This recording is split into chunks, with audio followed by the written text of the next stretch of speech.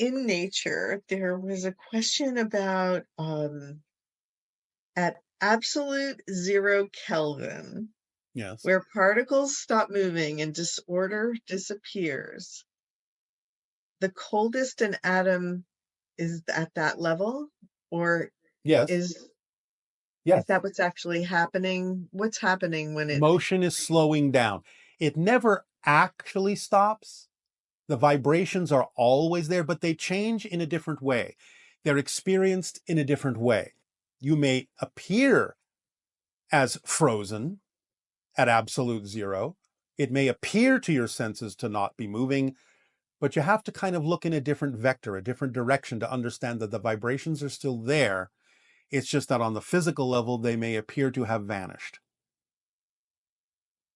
because you've reached the threshold, in one context, the threshold of physical reality. there are people in the world, including this person, who have the inability to see our mind's eye and can't create mental imagery. Can you discuss why this happens, and is it what would cause this? All right, again, case by case basis. But the idea in general is that some people may not need mental imagery. They may function in a different way. They may have auditory experiences, tactile experiences that serve the same function for them. They may be experimenting with the idea of not necessarily having one ability and replacing it with another. But the idea also can be that there may be a belief system that is preventing them from having that. So if that is the case, we can suggest a particular exercise where they actually choose different objects. Doesn't matter really what they are. If it's an object of interest to them that they're attracted to use, that's fine. And stare at that object for a period of about 15 minutes. That can rewire the brain to always call up a mental image of that object after that point, if they so desire. But that can be an exercise that can help some people allow themselves to feel or see or experience a mental image of an object. And with practice, they can start sharing that with other objects, whether they've actually stared at the object or not. So it just depends on what the person is using it for. But that's one exercise that they could perform. And it is interesting that I know there was a boy who was able to he was blind and he learned how to echolocate. Yes. So anytime you face a challenge, there's always some sort of opportunity there Yeah. also, if you don't sort of fight the experience, I guess you could say. Yes. Remember, challenges are the things that you chose to experience that will teach you more about why you chose to experience physical reality, what it is you're attempting to learn, what it is you're attempting to accelerate, how you're attempting to grow. So understand the challenge, and you will understand more of yourself and why you chose to be where you are. Um, this person is asking, can you elaborate on ancient tree stumps?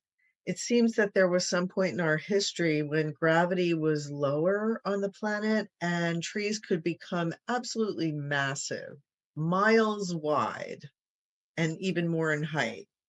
Like No, at this is a misunderstanding of what people are looking at. Gravity was not that much different, although it has fluctuated here and there, but not to the degree that this person is talking about. The idea of what many people think are tree stumps are simply eroded volcanic cores or other particular geological phenomenology, or even some people have used what you would call Photoshop AI to create fake generations of these images. No, these are not tree stumps. Trees did not grow that big on your planet.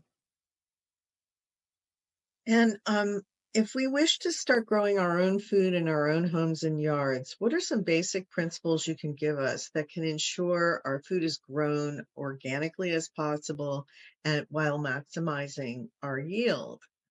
And it seems to be necessary to avoid pesticides, I would Yes. imagine. Investigate Amazonian dark earth, terra preta. Terra, Terra, preta, Preta. Investigate that. You can use your internet to find out what it is and how it naturally, when created, extends the growing abilities of plants in a natural way, in a vital way. Thank you. Um, are there any ET machines deep in our Earth, or not our Earth, I'm sorry, on the moon? Yes. And are there, if you were to go into the Earth's center, would there be some sort of a doorway to get in there, in a sense? Again, are you talking about the Earth or the moon? The moon. You will not get to its center. You don't have to. There are portals and machinery in subsurface hollows that have been created to house those machines. Some portions of them do extend to the surface, but they're disguised. But you're not going to the center of that body. You don't need to. Can you tell us a little bit more about what's going on with the moon right now and perhaps some information about the dark side? There is no permanent dark side. It is simply called the dark side because it perpetually faces away from the Earth because of tidal lock, gravitational tidal locking. So remember that the other side of the moon that faces away from you gets as much light as the near side does. That's why you have phases of the moon. But dark is simply meant hidden, not literally physically dark. There are things and bases on the far side of the moon, because again, they are on the far side so that you cannot necessarily see them with your telescopes from Earth. What happens I when mean they orbit? extraterrestrial bases. Yes. So what happens when they orbit the moon? Some astronauts have seen remnants of these things. This information has simply been hidden. I see. Okay. Um, and just some other questions about the hybrid children. Yes. Will they actually be born to us or to No, no, no. humans?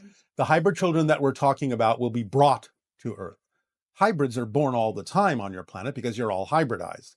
And in the future, it may be more common when the idea of the hybrids that will be brought to Earth mature and in time will mingle with humans and produce offspring. And then you could say, yes, hybrid children are being born to you.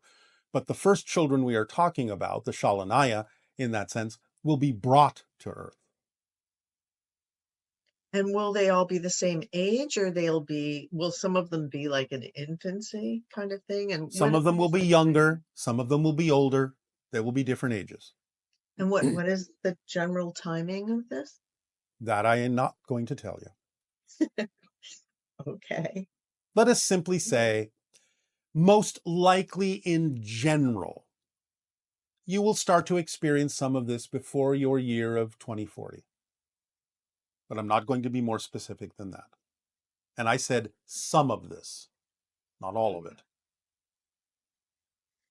And is there such a thing as hyperspace travel, or is it only quantum jumping?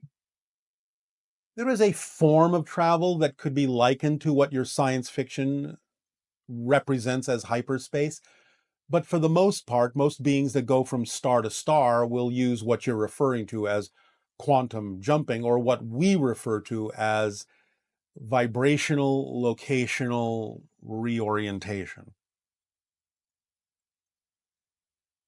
Because it always follows the principle that you described of how you actually change using the locational variable. Yes, there are those that use some different kinds of technologies that might be more likened to the experience of hyperspace as you understand it.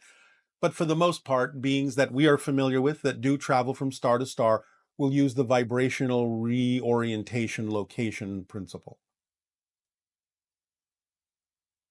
Okay, and there's a question here about Edgar Casey saying that a consciousness would rise out of the mid-Atlantic ridge that would shift the planetary consciousness on Earth. And is there anything else you can tell us about what he was tapping into with that? Well, the raising of the consciousness of the connection to ancient Atlantis is what that's a reference to. Okay.